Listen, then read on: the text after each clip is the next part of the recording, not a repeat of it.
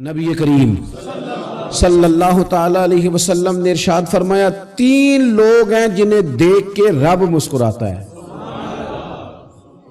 یا رسول اللہ صلی اللہ علیہ وسلم وہ کون کون سے؟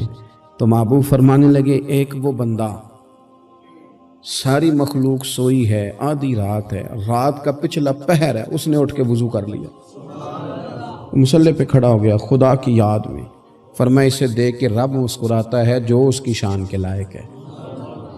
مسکراتا ہے اللہ، یہ تو سونے کا ٹائم تھا، یہ تو گہری نیند آنے کا وقت تھا، رات کا پچھلا پہر، رات پوے تے بے درداں نو نیند پیاری آوے تے درد منداں نو یاد سجن دی ستیاں وی آن جگاوے، اور ساون کی کالی راتوں میں جب بوندا باندی ہوتی ہے وہ راتوں کو اٹھ اٹھ روتے ہیں جب خلقت ساری سوتی ہے، اللہ مسکراتا ہے۔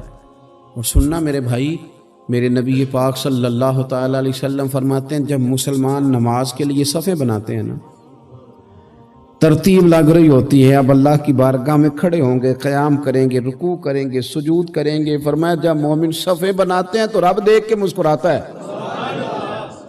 مسکراتا ہے۔ کمال ہو گئے عروج بندگی کا، جب بندے کو دیکھ کے رب مسکرائے، خدا بندے سے خود پوچھے بتا تیری رضا کیا ہے، مسکراتا ہے۔ اور میرے نبی پاک علیہ السلام فرماتے ہیں جب مجاہد جہاد کے لیے صفیں سیدھی کرتے ہیں، آج تو یہ رب کے نام پہ مرنے ہی آ گئے، یہ صفوں میں کھڑے ہوں گے، ترتیب سے لڑیں گے، ترتیب سے گلا کاٹیں گے کافروں کا یا شہادت لیں گے۔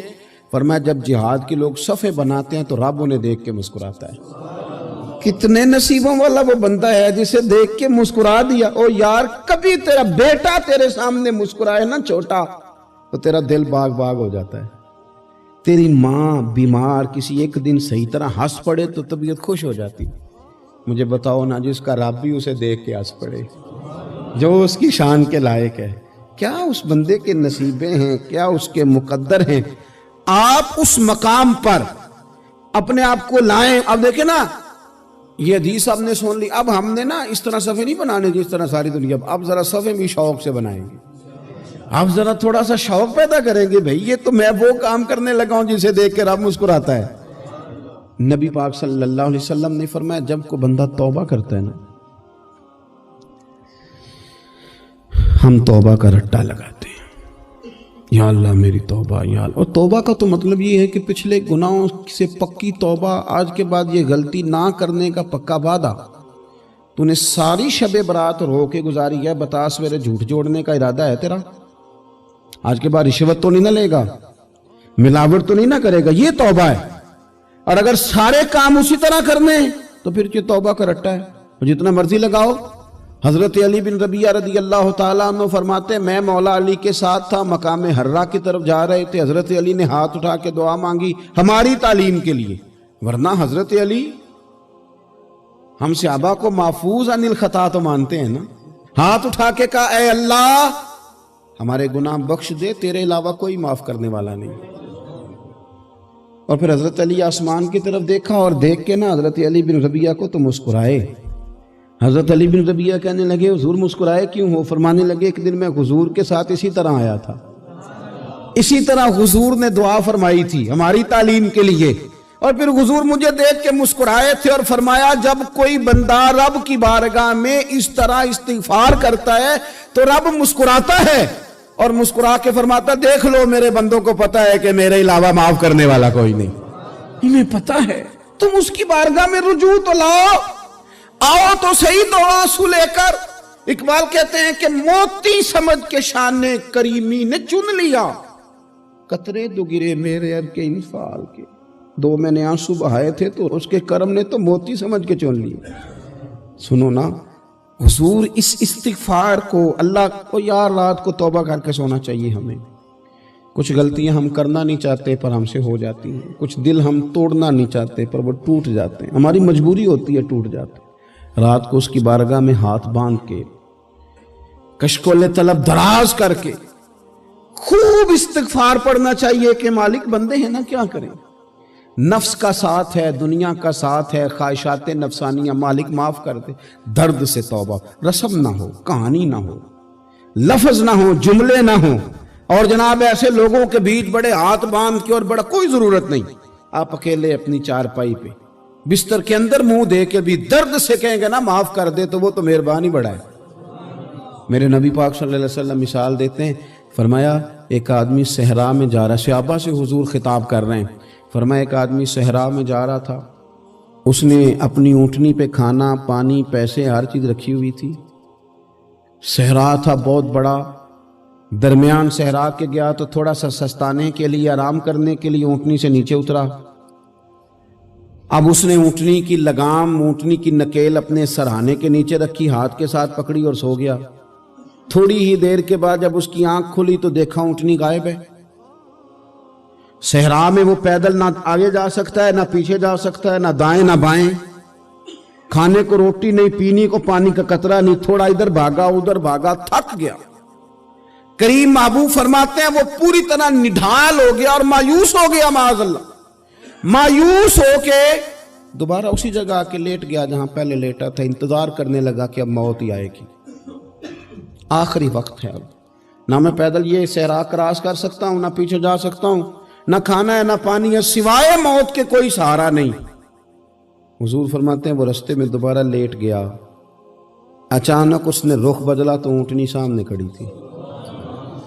हुजूर ने सहाबा से पूछा बताओ ना उसे भला कितनी को खुशी होगी। या रसूल अल्लाह, जिसे नई जिंदगी मिल गई है। आप देखें ना, सारे डॉक्टरों ने कह दिया कि इसके तो गुर्दे, मैदा, जिगर हर चीज खत्म है, घर ले जाओ, खिदमत करो, हर तरफ परेशानी है। वो बंदा भी समझ गया है कि आखिरी वक्त आ गया, कल जाऊं परसों जाऊं, तैयारी हो गई, सब लोग आ गए, बाहर वाले भी आ गए, ये माहौल एक अजीब रंग इख्तियार कर गया। अचानक एक डॉक्टर ने आके कहा नहीं नहीं गलती लग गई थी।